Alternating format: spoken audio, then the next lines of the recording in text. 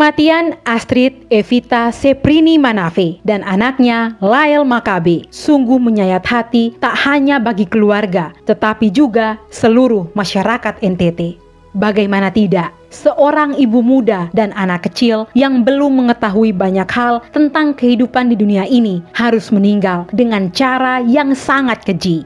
Mereka dihabisi oleh orang yang justru sangat mereka cintai, RB, dengan cara yang sangat sadis. Dibunuh, lalu dibungkus plastik sampah, kemudian dikuburkan dengan sangat tidak layak di sebuah hutan di Penkase, Oeleta, Kota Kupang. Beruntung, di hutan itu sedang terjadi proyek penggalian pipa air, sehingga jasad mereka dapat ditemukan para pekerja proyek pada 30 Oktober 2021 setelah ekskavator menggali tanah tepat di tempat ibu dan anak itu dikuburkan para pelaku. Berita penemuan mayat yang semula tak beridentitas itu menggemparkan Kota Kupang, seketika viral di media sosial. Semua grup media sosial di NTT membahas ibu dan anak yang malang itu.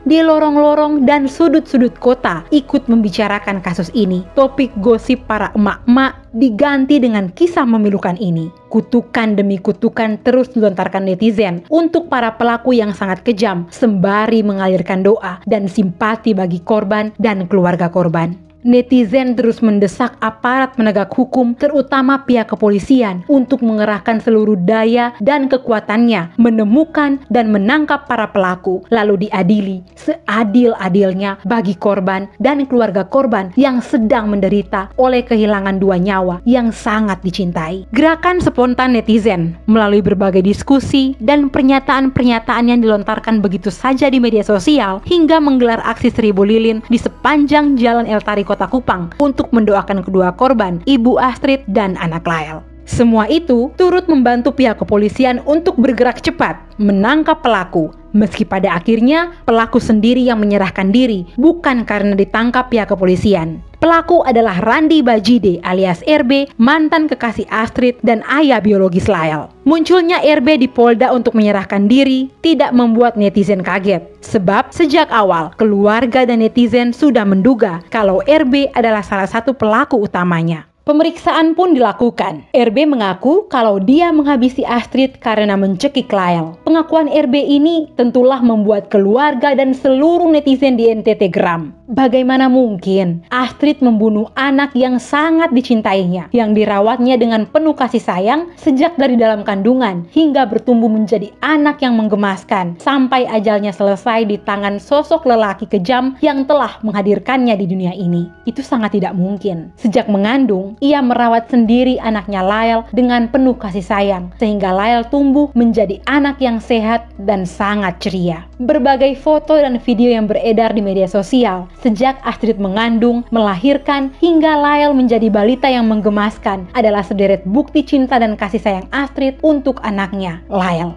Berikut, pengakuan RB itu sangat berbeda dengan hasil otopsi. Otopsi telah menunjukkan bahwa ada luka terbelah dan kepala anak Lael pecah, diduga karena benturan benda tumpul yang sangat keras. Jadi, atas pengakuan RB itu, netizen menganggap sebagai sebuah kebohongan yang sama kejinya dengan pembunuhan yang ia lakukan. Kemarahan netizen untuk RB belum selesai. Tiba-tiba muncul lagi informasi, yakni saat menyerahkan diri, RB langsung bertemu Kapolda. Suatu pemandangan dan peristiwa tak biasa dalam suatu penyelidikan dan penyidikan sebuah kasus, di mana seorang pelaku pembunuhan langsung bertemu Kapolda. Apakah RB begitu istimewa di hadapan institusi Polri? Siapakah RB di hadapan Kapolda Lotaria Latif sehingga harus ditemuinya? Pertanyaan-pertanyaan itu mengalir kencang di media sosial. Tetapi, sebagai netizen yang terus mendambakan keadilan dan profesionalitas aparat di negara ini, meyakini bahwa pertemuan Kapolda dan pelaku RB merupakan bagian dari upaya untuk menegakkan hukum yang setegak-tegaknya bagi sosok sekejam RB. Netizen belum selesai mengurut dada mendengar informasi pertemuan RB dan Kapolda. Tiba-tiba muncul berita baru.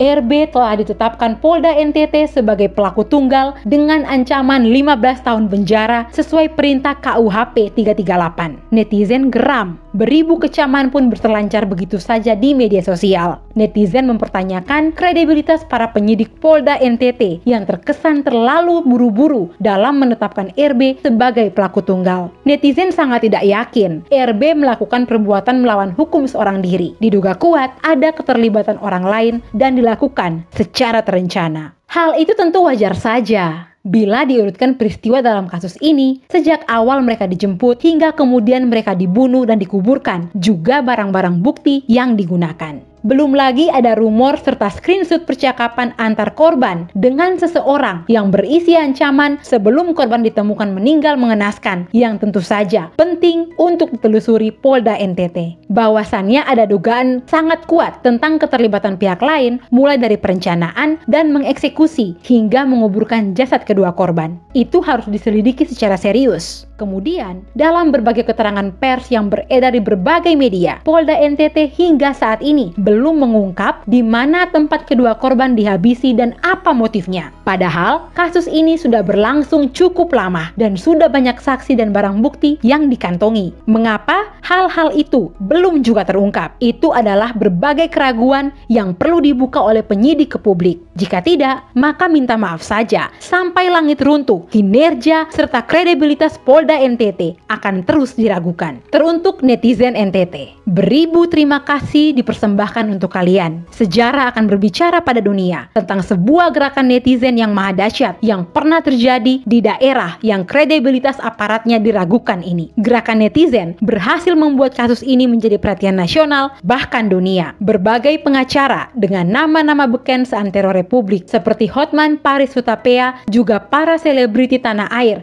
menaruh perhatian khusus atas kasus ini hingga menjadi atensi khusus Komisi 3 DPR RI. Kita berdoa semoga Bapak Kapolri juga ikut mengawal kasus ini, juga dapat memerintahkan bawahannya di Polda NTT agar bekerja profesional tanpa intervensi dari pihak manapun. Terima kasih juga untuk spontanitas menggalang bantuan keuangan untuk keluarga korban yang kewalahan dalam membayar pengacara. Ini langka dan luar biasa, patut dijadikan contoh. Bahwa kemudian muncul tuduhan dari pihak tertentu bahwa ada yang mencari panggung dan mencari untung di dalam kasus ini, biarkan saja, jangan dihiraukan. Ini urusan kemanusiaan. Kemanusiaan tidak mengenal profesi dan kepentingan. Kemanusiaan tak berpangkat dan jabatan. Kemanusiaan ada di atas segala-galanya. Kita patut berbangga bahwa di atas tanah yang kerap dibilang terbelakang ini, kemanusiaan tetap berdiri tegak. Netizen tetap kritis. Doa kita terus didaraskan untuk keselamatan jiwa kedua korban. Doa yang sama juga kita daraskan untuk para aparat, terutama penyidik, jaksa, dan para hakim, serta pengacara agar tetap bekerja profesional dan menempatkan kemanusiaan dan keadilan di tempat yang utama.